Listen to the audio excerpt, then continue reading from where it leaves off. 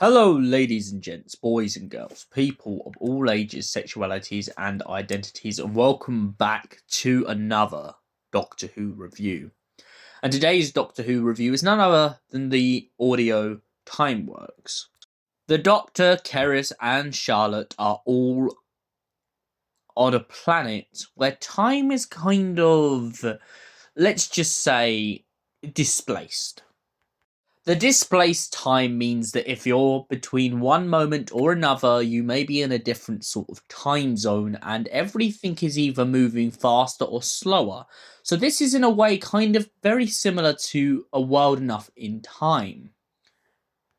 Under this logic, the Doctor is caught in one moment and Charlotte and Keris are caught in another. The Doctor tries to basically go up to someone and ask them what's happening, why none of them are talking, why none of them seem to be reacting, what has made them be this way. And all that he gets in response is the clockwork men. We can't stop working because the clockwork men will get us. So the Doctor, accepting this, of course, ends up getting caught by the clockwork men and taken to the giant clock tower in the centre of the world.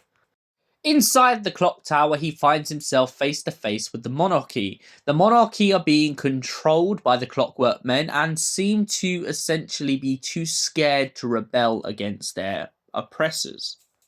It also turns out that an AI being that has been constructing the clockwork men is pretty much above the monarchy in this story, which is kind of a really interesting parallel. Monarchies often usually take over just the whole place, and it turns out that an AI controlling them is kind of them having their own technology go against them. Charlotte and Keris are then taken off by some clockwork men to pretty much be assigned a job. But for this to happen, people have to be put back. And it turns out that people who are being put back are assumed to be dead. Why? Because no one ever sees them again. Well, until the end of this audio, that is. The Doctor explains to the monarchy that he didn't intend to waste people's time, he just intended to get answers to his questions about this planet. However, trying to get answers to his questions ends up putting him in deeper trouble. Charlotte and Keris end up in a very precarious situation where Keris is given a role, but Charlotte is not, making her expendable to the clockwork men, meaning that if anything were to happen, the clockwork men would end up leaving Keris and a soldier alone, but would not leave Charlotte alone. The people of the planet have been subjugated and oppressed for so long that the clockwork men pretty much leave them in a state of endless fear. It also turns out that essentially, if anyone gets put back, the biggest consequence to them is going to be that their limbs and parts will be replaced by the AI and turned into the clockwork men. The Doctor eventually manages to get everyone to rise up against the clockwork men, pointing out that if the clockwork men try to target too many people, the people will essentially falter the clockwork men's work. The whole construction of their society relies on the people working for the clockwork men. But if the clockwork men turn against the people, too many of the people, and end up pretty much just taking everyone out, the clockwork men will not be able to do their final achievement. So in turn, it's kind of a parallel that the people don't realise how important they are to the clockwork men.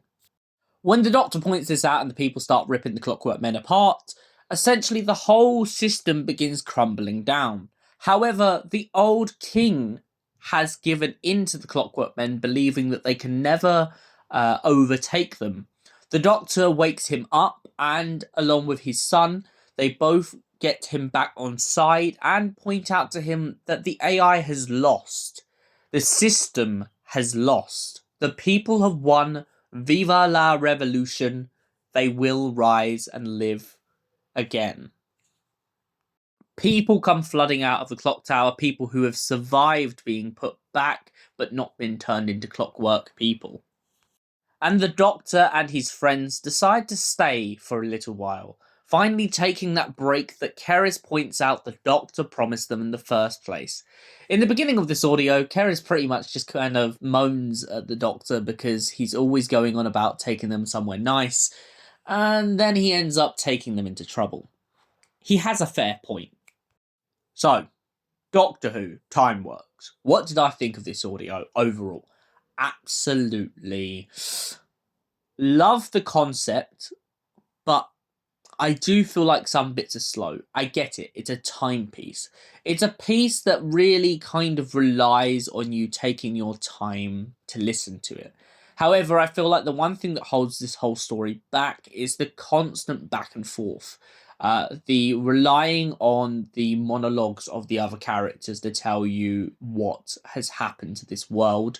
The reliant on the Doctor having to overcome the stakes of someone being brainwashed and trying to kill him. It just kind of feels like some of these elements are very similar to other stories, and sadly for that reason I have to knock this down to a 6 out of 10. Thank you for watching, and we'll see you in the next Doctor Who review. Until then, goodbye, stay beautiful, and have an incredible day.